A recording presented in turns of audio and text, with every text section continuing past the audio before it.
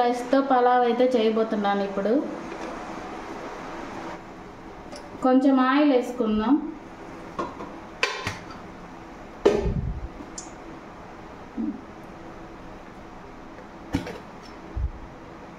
కొంచెం అయితే నెయ్యి వేస్తున్నానండి. కరగబెట్టాను నెయ్యిని.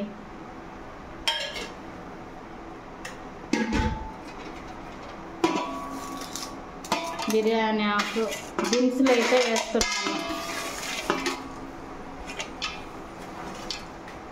ఇలాచీ కూడా వేస్తున్నానండి. కొంచెం యాలకులు ఎక్కువ వేసుకోండి, ఫ్లేవర్ బాగుంటుంది పులావ్కి.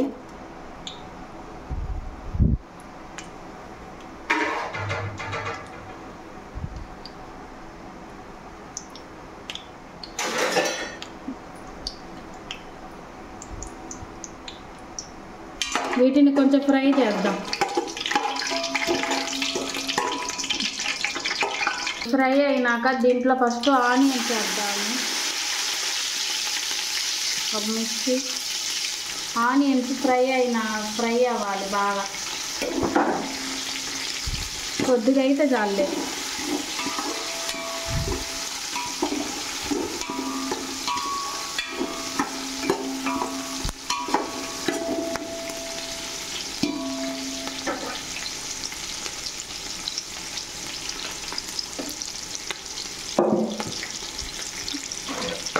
కొద్దిగా ఉప్పు వేస్తున్నానండి.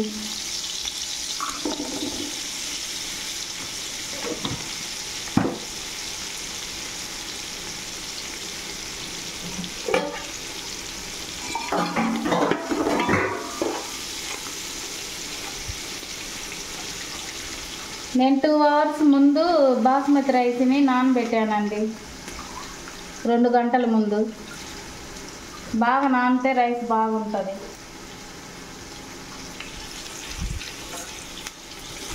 కొద్దిగా ఆనియన్స్ ఫ్రై అయినాయి. ఇప్పుడు అల్లం వెల్లుల్లి పేస్ట్ వేసుకున్నాము. అలా కదండి, కొద్దిగా పట్టింది. ఈ అల్లం వెల్లుల్లి పేస్ట్ని బాగా ఫ్రై చేయాలి.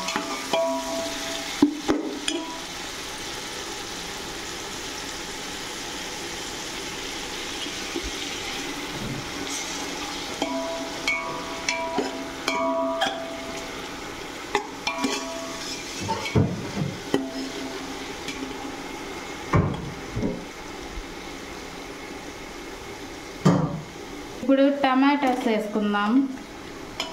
కొంచెం పుదీనా, కొంచెం కొత్తిమీర, పుదీనా వేసుకుందాం. ఇవన్నీ బాగా ఫ్రై అవ్వాలి. 5 నిమిషాలు మూత పెడదాం.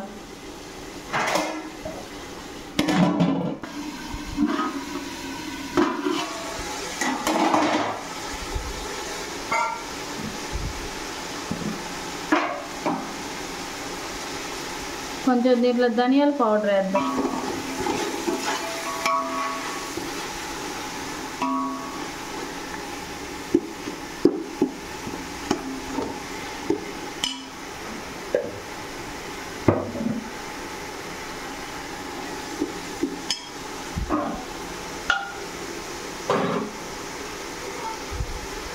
దీంట్లో కొంచెం లెమన్ జ్యూస్ వేస్తున్నా.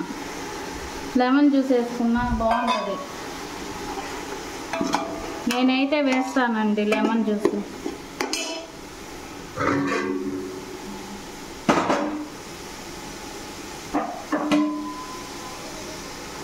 దీంట్లో 2 వేసానండి. నేను 3 చెంబులు నీళ్ళు పోస్తాను. మీరే దీంట్లో 1 వేసుకుంటే 1 గ్లాసుకి 1.5 నీళ్ళు పోసుకోండి. నేను 2 వేసాను కాబట్టి 3 పోస్తాను.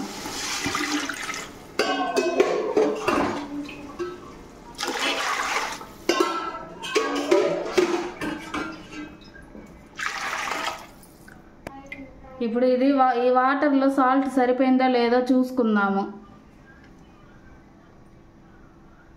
నాకైతే సరిపోయిందండి. ఇది ఇప్పుడు తెరలేదాకా పెడదాము. మూత పెట్టా. వాటర్ అయితే బాగా మరుగుతున్నాయండి. ఇప్పుడు బియ్యంని వడగట్టాను. వడగట్టిన బియ్యాన్ని ఇందులో వేసుకుంటున్నాను.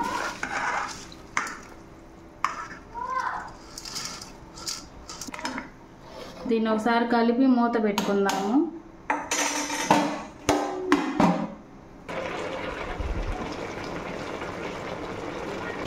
ఇప్పుడు అన్నాన్ని సిమ్లో పెట్టేద్దాం. ఎక్కువ కలపకూడదండి, బాస్మతి రైస్ కాబట్టి బ్రేక్ అయ్యిద్ది.